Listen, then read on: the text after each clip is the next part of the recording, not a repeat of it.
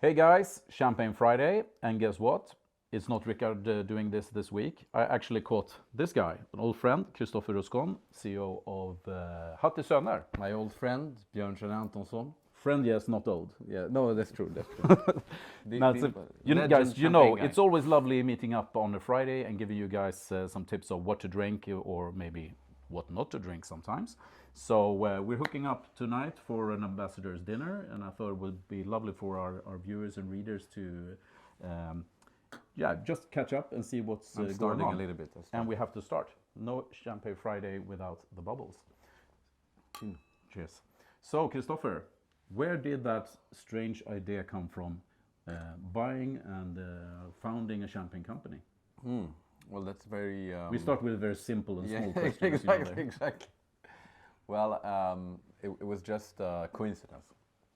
Basically, I've been very lucky. I've been extremely naive in my life, and with that naivety and luck, I thought in 2006, why not buy a champagne house?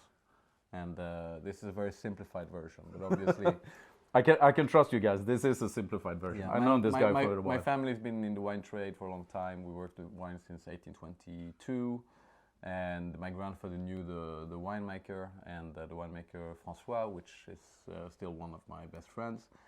And the winery was not continuing in the way they wanted, and they told us around 2006 that they were about to sell the winery. And I was way too young. I was 21, and too tall there? I think it's fine. I think it's fine. Yeah, I was way too young. I was 21 years old only, and I had no idea what it meant. But I called my grandfather and I told him, listen, I think we should try to buy a champagne house. What do you think? And he basically told me, well, this is the most stupid idea I've ever heard. A wise man. A wise man. He said it's going to cost a lot of money, it's going to cost a lot of time, you're not going to be profitable for at least 20 years. You're going to bind a lot of capital, and I mean, he said champagne is not a simple thing. It's not something you just do. Right. But I was very naive, and I thought, well, I don't care. Let's see what. I mean, I really believed in it. I loved the project so much. So I went down to François and I told him, well, I have no money. I had 15,000 euros that I had loaned from my father, which was a lot of money, and I was very lucky to get this loan. And I told the winemaker, well, please, I would love to buy your house. Is it possible for you to give me the first right of refusal? Meaning that if you find an investor, he needs to ask me first. Signed by hand, I was 21. And that's how we started. We started selling some champagne and eventually got some investors. We got bankrupt 3 times. We had to reinvent the whole house, change all the branding, change all the products, and align in a belief. What do we want to do? And obviously Chardonnay. That's what we drink. That's where we are. So the origins or the heart and soul of Hatt Söner is Chardonnay. You're based in the Premier Cru of Berger-les-Vertus. Yeah. So that's your home. But you own, I know, vineyards in some of the Grand Crus as well. Yeah. But Chardonnay is your Auger-Ménil. tour de force, so to say. Yeah. Yeah. Well, the majority of vineyards now is Vertus, but we are the only négociant Moniplan in Berger. So we are the only champagne house today in Berger-les-Vertus. It's the southernmost village of Champagne. So it's the last, basically, before you come to all this south. This is the last Chardonnay. I mean, of La Côte Blanche, of course. Yeah. A little technicality there. Good. Yes. So, of course, we have to have something. You proposed that we taste some of your new version of the Limatin. Yeah. So we, when we created or recreated the house, we worked a lot with what is our identity. So Chardonnay, obviously. We have 50 vineyards, and we have only one that is partially planted in Pinot, so it's 49 in Chardonnay.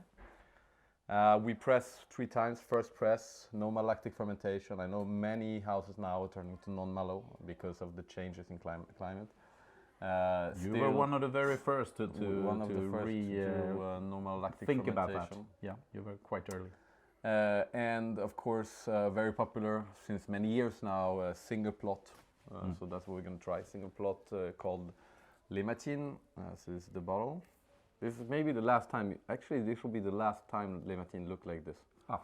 We're changing the branding after now 17 years, or 16 years. The first branding like this came in 2010, so yeah, so 13 years, and now it's going to change.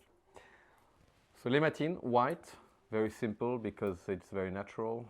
Only the first press, no lactic fermentation.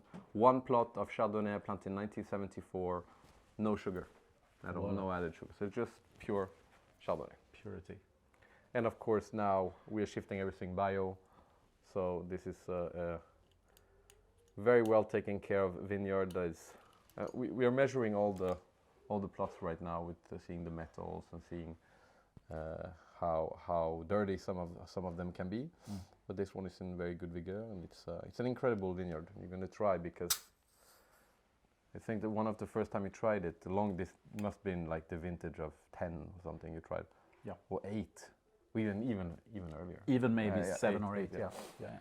And you told me, well, this is cool because you really, I mean, it works with 0 sugar because it's a single plot. The only problem with this bottle, it is only 5,000 bottles a year, and we sell out very, very fast. That's the only problem. We cannot make more. So in terms of total volume, how big is the yearly production nowadays? We shifted down. We used to do around 100,000 bottles a year, and now we are around 75. So it's smaller, but more exclusive, and yeah.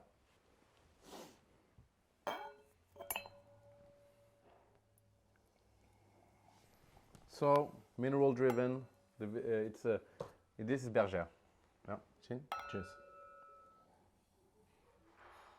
Very pure, but very nice. I mean, the nose is incredible, I think. Chalkiness, the minerality, the citrus notes. It's extraordinary. Around the corner now, we're here in last days of January in Stockholm. It's like 2 degrees. And normally you would go for the more Pinot-driven styles of champagne, but I really love the purity, always the purity of your style of Blanc de Blanc. It's always, if it's the first champagne of the day, this is the refreshing style that I go for. It's so straight.